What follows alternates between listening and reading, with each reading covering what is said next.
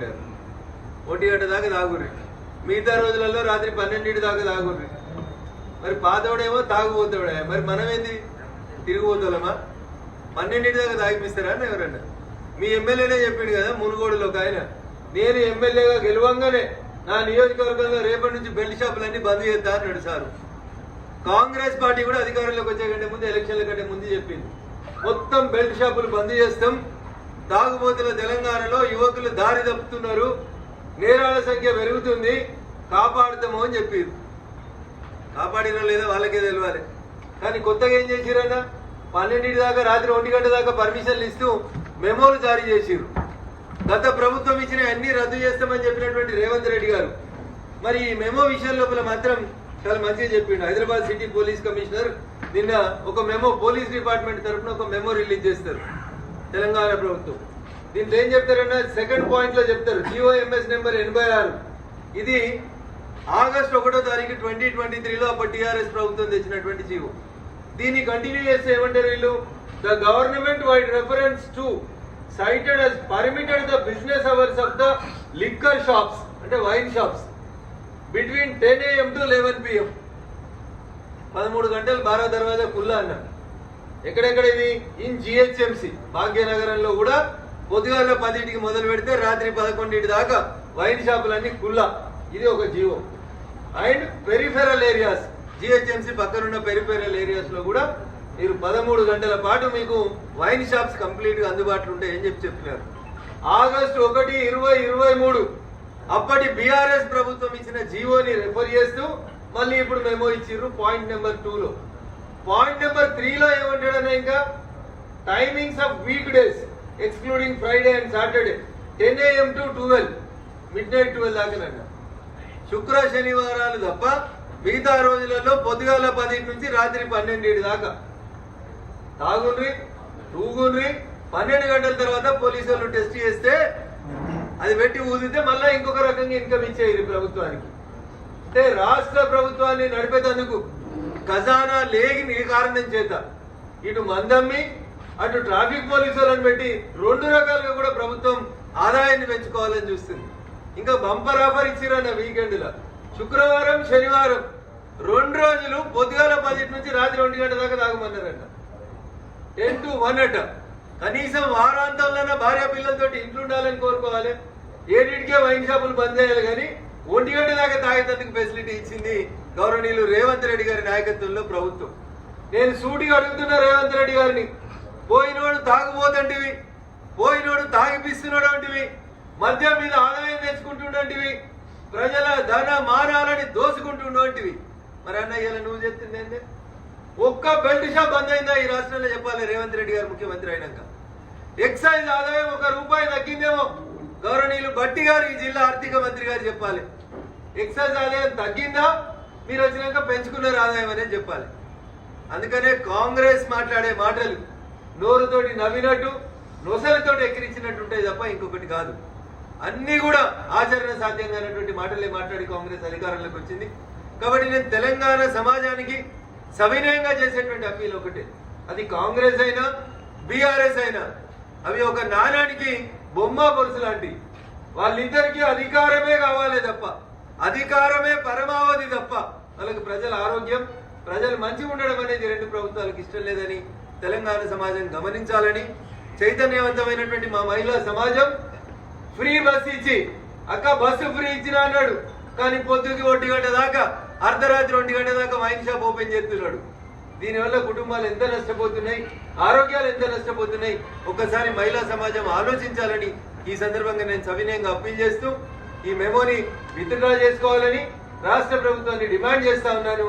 లేదంటే అయ్యా ముఖ్యమంత్రి గారు మాకు పైసలు సరిపోతలేవు, నేను జీతాలు ఇచ్చే పరిస్థితి లేదు, కాబట్టి నేను మందమ్మి నడిపిస్తానన్న ప్రజలకు బహిరంగంగా క్షమాపణ చెప్పి ఈ మెమోని ఇట్లే కొనసాగించాలని ముఖ్యమంత్రి గారికి సూచిస్తా ఉన్నాను. Thank you. ప్రధానంగా అంటే మంత్రి పొంగులేటి శ్రీనివాసరెడ్డి ఇంటిలో ఈరోజు జరిగిన ఈడీ దాడుల విషయంలో బీజేపీ ప్రభుత్వం అంటే కాంగ్రెస్ వాళ్ళని బీజేపీలో ఒత్తిడి చేసి బీజేపీ వైపు మళ్లించుకోవడం కోసం చేస్తున్న కుట్ర లెక్క ఉందని అద్దంకి నాయకర్ ఆరోపణ. నేను ఒక వకీల్ సాగుగా చెప్పదలుచుకున్నాను. చట్టం తన పని తాను చేసుకొని పోవాలని కాంగ్రెస్ పార్టీ కూడా కోరుకుంటుంది. చట్టం ముందు అందరూ సమానమైనది కూడా చాలా సందర్భాల లోపల అందరం చెప్తాం, అందరు ముఖ్యమంత్రులు చెప్తారు. ఇప్పుడు రేవంత్ రెడ్డి గారు కూడా చెప్తున్నారు, హైడ్రా తన పని తాను చేసుకుపోతుందని చెప్తున్నాడు. చట్టం ముందు అందరు సమానమే అని చెప్తున్నారు. మరి పొంగులేటి గారి ఇంటి మీద ఈడీ రైడ్లు, ఐటో రైడ్లు అయితే ఇలా కొత్తగా అయినాయి అన్న, ఇలా ఫస్ట్ టైం అయిందా అన్న ఇంటి మీద రైడ్ చాలా సార్లు అయింది. ఇన్కమ్ ట్యాక్స్ ఎగ్గొట్టిన వాళ్ళ మీద, అక్రమంగా వ్యాపారం చేసిన వాళ్ళ మీద, ఇల్లీగల్ గా విదేశాలకు వెళ్ళి గడియారాలు తెచ్చుకున్న వాళ్ళ మీద, తెచ్చిన గడియారాలకు లెక్కలు చెప్పిన వాళ్ళ మీద కేసులు అవుతాయి. అంతా సాఫ్సీగా ఉండి కుల్లా ఉంటే భయపడ్డాడు ఎందుకన్నా? పొంగులేటి గారు బీజేపీలోకి వస్తారా ఈడీ రైడ్ అయితే? చెప్పమన్నారు మరి అన్న, ఈడీ రైడ్ చేసిరు బీజేపీలోకి రేపు పోతే నా మీద కేసులు ఆపమని అడుగుమని.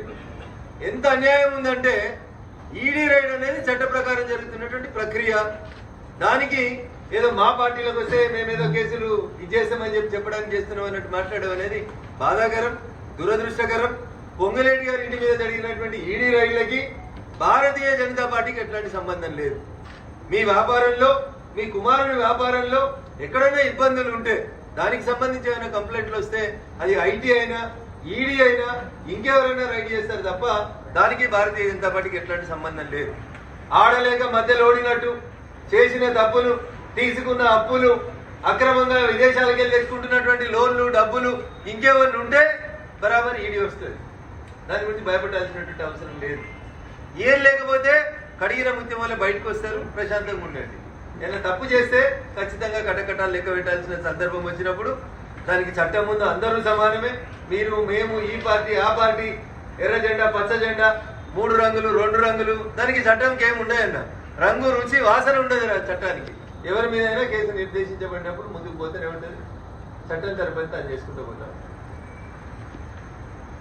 కాబట్టి పొంగులేటి గారి మీద దాడులకి భారతీయ జనతా పార్టీకి సంబంధం లేదన్నా. ఇలా రఘునందన్ రావు ఖమ్మవంతున్న దాడులు జరగలేదన్నా. దాడులు it is a continuous process. ఆయన మీద గతంలో జరిగినాయి, ఇప్పుడు జరిగినాయి. వాళ్ళ కుమారుని గడితా ఉన్నాయి. మేము అధికారంలోకి వస్తే, కాంగ్రెస్ పార్టీ అధికారంలోకి వస్తే బెల్ట్ షాపులు బంద్ అవుతాయి, మద్యం లిమిటెడ్గా దొరుకుతుంది. తాగుబోతుల తెలంగాణగా కేసీఆర్ దీన్ని మార్చిండు. ఆయన తాగుతాడా వీళ్ళు తాగుతాడా చెప్పలేదు కానీ మొత్తానికి తెలంగాణని తాగుబోతుల తెలంగాణగా మార్చిండ్రు కేసీఆర్ గారు. కాంగ్రెస్ పార్టీ అధికారంలోకి వస్తే ఈ తాగుబోతుల తెలంగాణని బాగా సుభిక్షం చేస్తాం, తాగుబోతుల తెలంగాణలో ప్రజలకి మందు అందకుండా చేస్తామని చెప్పినటువంటి కాంగ్రెస్ పార్టీ అధికారంలోకి వచ్చిన తర్వాత నిన్న ఇచ్చింది మెమో. పాత మెమోకి కంటిన్యూయేషన్ లోనే ఓ కొత్త మెమో ఇచ్చింది కాంగ్రెస్ పార్టీ ప్రభుత్వం. ఏమంటారు? శుక్ర శనివారాల్లో అయితే రాత్రి 1 గంట దాకా తాగొచ్చట. బార్ షాపులన్నీ, బారా దర్వాజాలు కుల్లా పెట్టినారు. 1 గంట దాకా తాగుర్రి, మిగతా రోజులలో రాత్రి 12 దాకా తాగుర్రి. మరి పాతోడేమో తాగుపోతాడే, మరి మనమేంది తిరిగిపోతామా? 12 దాకా తాగిపిస్తారా అని ఎవరన్నా? మీ ఎమ్మెల్యేనే చెప్పిండు కదా మునుగోడులో ఒక ఆయన, నేను ఎమ్మెల్యేగా గెలవంగానే నా నియోజకవర్గంలో రేపటి నుంచి బెల్ట్ షాపులన్నీ బంద్ చేస్తా అన్నాడు సారు. కాంగ్రెస్ పార్టీ కూడా అధికారంలోకి వచ్చే కంటే ముందు, ఎలక్షన్ల కంటే ముందు చెప్పింది మొత్తం బెల్ట్ షాపులు బంద్ చేస్తాం, తాగుబోతుల తెలంగాణలో యువకులు దారి తప్పుతున్నారు, నేరాల సంఖ్య పెరుగుతుంది, కాపాడుతాము అని చెప్పారు. కాపాడినా లేదా వాళ్ళకే తెలియాలి. కానీ కొత్తగా ఏం చేసిరన్నా? 12 దాకా, రాత్రి 1 గంట దాకా పర్మిషన్లు ఇస్తూ మెమోలు జారీ చేసిరు. గత ప్రభుత్వం ఇచ్చిన అన్ని రద్దు చేస్తామని చెప్పినటువంటి రేవంత్ రెడ్డి గారు మరి ఈ మెమో విషయం లోపల మాత్రం